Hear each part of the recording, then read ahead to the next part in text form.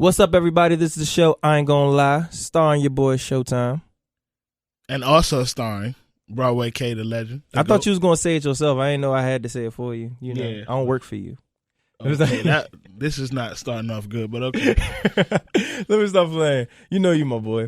All right, so today's different. We actually got video cameras out today, so we actually recording ourselves. Because we want you guys to see, the reactions that we have. You know how we are two animated dudes, so we want you guys to see the whole feng shui, Feng shui, ain't that like place? But okay, cool. No, it's not. All right, cool. But we have a lot to talk about with today's sports world. It's a lot that happened. We unfortunately was not there last week because, my boy was in LA, like living his best life.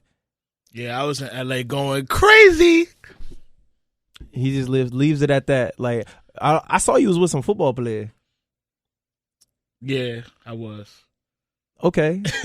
Like it was just like, let me tell y'all about K real quick. K is the type of dude who literally just randomly vanishes and you just be like, hey, where you at? Oh, I'm in Vegas. What? Why? Like, why are you in Vegas? I don't know. My boys wanted to go, so we go. Okay, K, cool. Do what you gotta do. Look, man, I'm a hardworking man. I like having my fun too, though. Vacation is very important. Don't let people tell you otherwise. That's why jobs give you a paid vacation, because sometimes you just need a break. That's all. Absolutely. But within those breaks, or our break, there was a fight. We both, we're talking about it towards the end of our show, our first episode, which was the Tyson Fury and Deontay Wilder fight. Were you in LA when it happened? Yes, I watched the fight in LA. Oh, so honestly, you weren't that far from the fight, because I think LA and Vegas is like 3 hours away or something like that. And you know what's crazy that I never realized? Like, a fight in LA is at regular time. Yeah. But like a fight in DC is like at 12 o'clock, 1 o'clock. Yep. And LA is like at 9 o'clock, 9:30. So we was able to actually watch the fight at a fight party and then go to the club after that, which you could never do, on this side. Yeah, exactly. That's crazy. That's the thing. That's the reason why they have the after parties. Like, in reality, after parties typically a regular party time. Like, it's normally around 11 for them, but for us, who's in the East Coast, is like, oh, it's like 4 in the morning, bro. I'm going home. I'm going to sleep. But yeah, that's one thing I did realize back when Floyd was fighting, because I'm like, bro, why are these fights so late? Then I was like, oh, they're so late because they're on the West Coast. Now, if they had the fights during our time, like, I mean, if it was like what, 9? He said during our time, like no, during our time, before Christ or after Christ or something like that. During our times on the East Coast, if it was like a 9 o'clock fight, that means it's 6 o'clock their time. They at work. They got things to do. But we both were correct on our guesses. We were just wrong about the outcome. Yeah, now as much as I love Tyson Fury, like, there's no way I thought he was gonna literally beat the hell out of Deontay Wilder. Like, that was an old-fashioned bend you over my knee ass whooping. Like, good. Oh my God, I felt bad for Deontay Wilder. It looked like he was brain dead and he was trying to act like he wasn't. That's what it looked like to me. I definitely didn't think it was going to go that way. I didn't know there was a chance that he could knock him out. I don't know if I said it on a podcast, but I know I was talking to a bunch of friends who didn't believe it, and I was like, bro, he can knock him out. People got to understand, Tyson Fury is 6'9", and he's well over 300 pounds. Not no more. He's 273 now. Bro, do you know he cuts, right? Yeah, so that doesn't really count. Yeah, I feel you. So I say, that because he weighed in at 275, that don't mean he weighs 275. Homie weighs around 290, and he's 6'9". So, what comes with that? Power. So obviously, and Deontay Wilder, reality is like 220. So obviously, yeah, he can knock him out. So people really doubted it, but I knew for a fact he could win.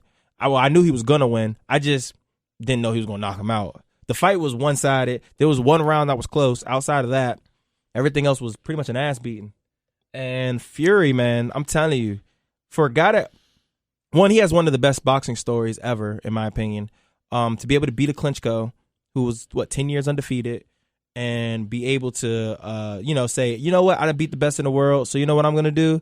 I'm going to get depressed. I'm going to go ahead and do cocaine. I'm going to gain well over 100 pounds. And you know what? I'm going to retire and then come back. And he still, what's so weird about that story is, like, usually you hear, oh, he gained 100 pounds and he lost. He still ain't lose at all. He had I think 2 warm-up fights or a warm-up fight, and then fought Wilder, who was on a tear, who's literally his whole career is a tear, knocked every single person out except for one guy who then he fought again and then knocked him out in the first round. That's scary, man. For him to come out and then, to me, in my opinion, I thought he dominated the fight. I thought the fight was one-sided. I only thought Wilder won 2 rounds out the first fight. And then come back, fight him again, and just destroy him. That's the story. And the craziest part to me, I don't know if you thought the same thing, as soon as the bell ding, ding, ding, he walked right over to Deontay Wilder like he was like... No, he didn't walk. He ran. Yeah, like he was 5'4", 88 pounds. I was just like, whoa.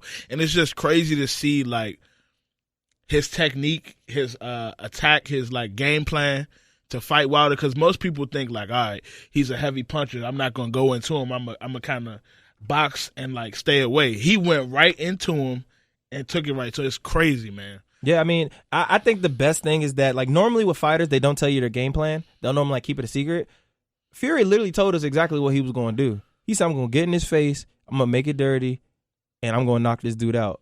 Granted, he said he was going to do it, I think, 2 rounds or 3 rounds. That didn't happen. But, oh, my Lord. But it was honestly, it would have been better for Wilder if he got knocked out in, the 3rd round.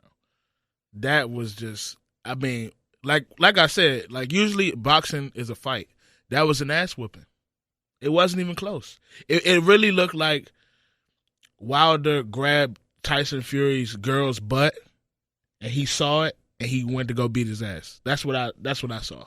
Yeah, but I just love the style of Fury, man. Like, he switched it up completely, and he fired he got a whole new trainer, and then came out and did that, man. That is an all-time performance. I know Kay wanted to talk about his legacy as a fighter. And I mean, it obviously depends because he still has a couple fights left. Fury is going to retire soon. Next year is probably going to be his last year fighting. So he's got a few big fights. Anthony Joshua is going to have to fight Wilder again, which I think is not the greatest idea. But it's like, where's his legacy at right now? And it's kind of sucks because I feel like Fury is an all-time talent, but his resume will never ever compare to the Muhammad Ali's, the Joe Frazier's, George Foreman. I said, what did I say? You said Joe Frazier. Okay. Yeah, I'm saying, were you going to say George Foreman too? No. I said Joe Frazier. Okay. It looked like you were about to say George Foreman. Oh, no, you confused me just now. No. And like I said, because I was actually thinking about some other fighters. But yeah, like his resume will never be up to their par, but he is such a great fighter. It's crazy, man, because I was looking at, I was thinking, like, he really might be the best in multiple categories of boxing. Like, he's already I'm pretty sure he's the biggest. 6'9", whatever he is, 300 pounds. I couldn't imagine anybody. And then he's so good on defense. It's, like, crazy. Yeah.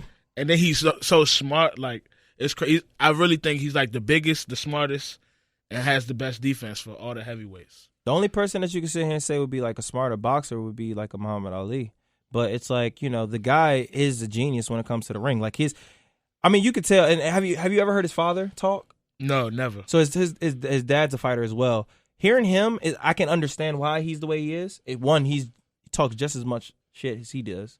Also, he's very, like, he has a great boxing mind. Because he was breaking down the fight. He said in an interview the day before the fight, he said that he was going to knock out Wilder, I think in the 7th or 8th round. He said he's not going to last.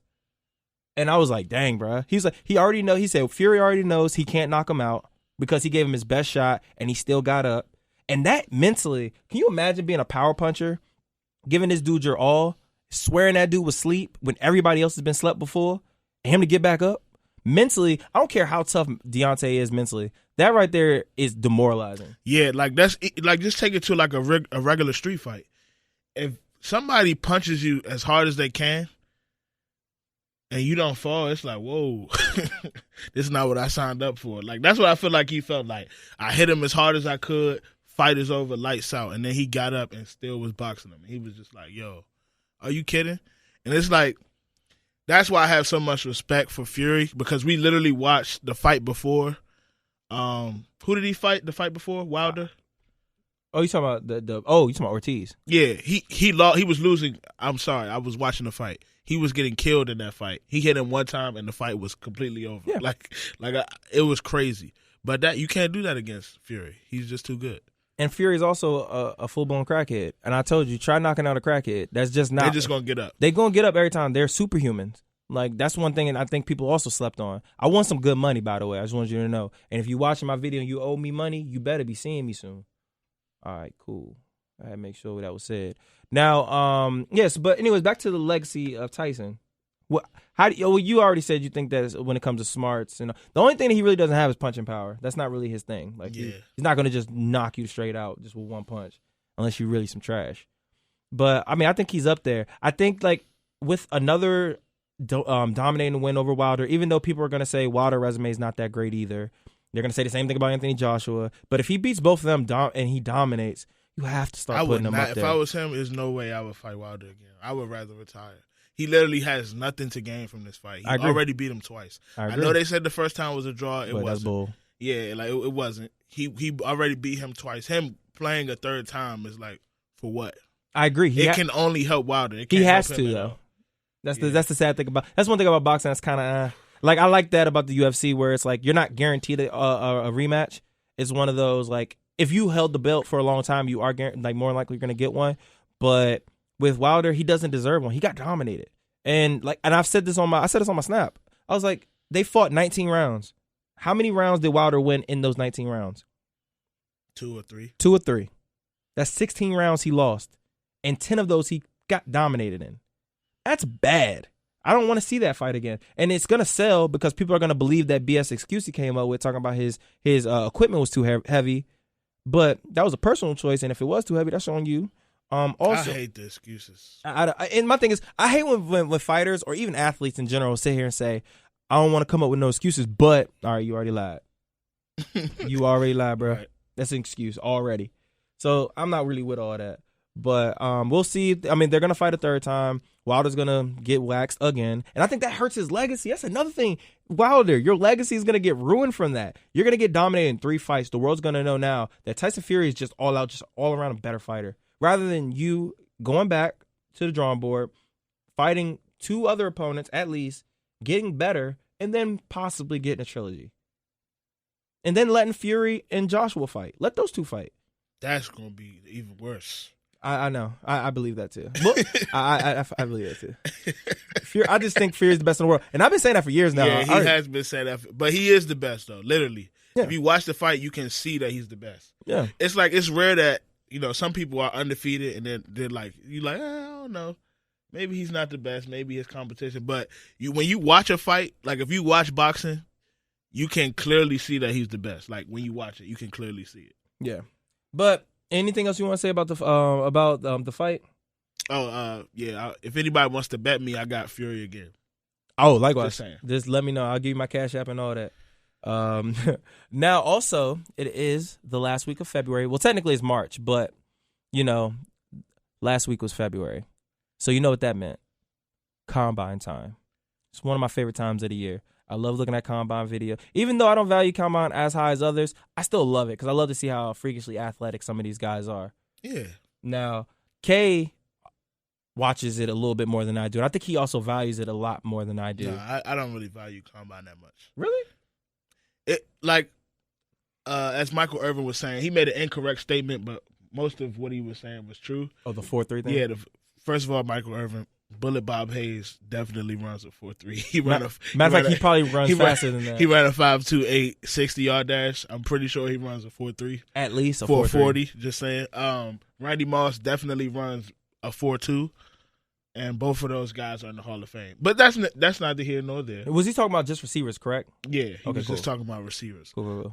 But I do feel as though, and Josh can attest to this, he's an athlete just like me.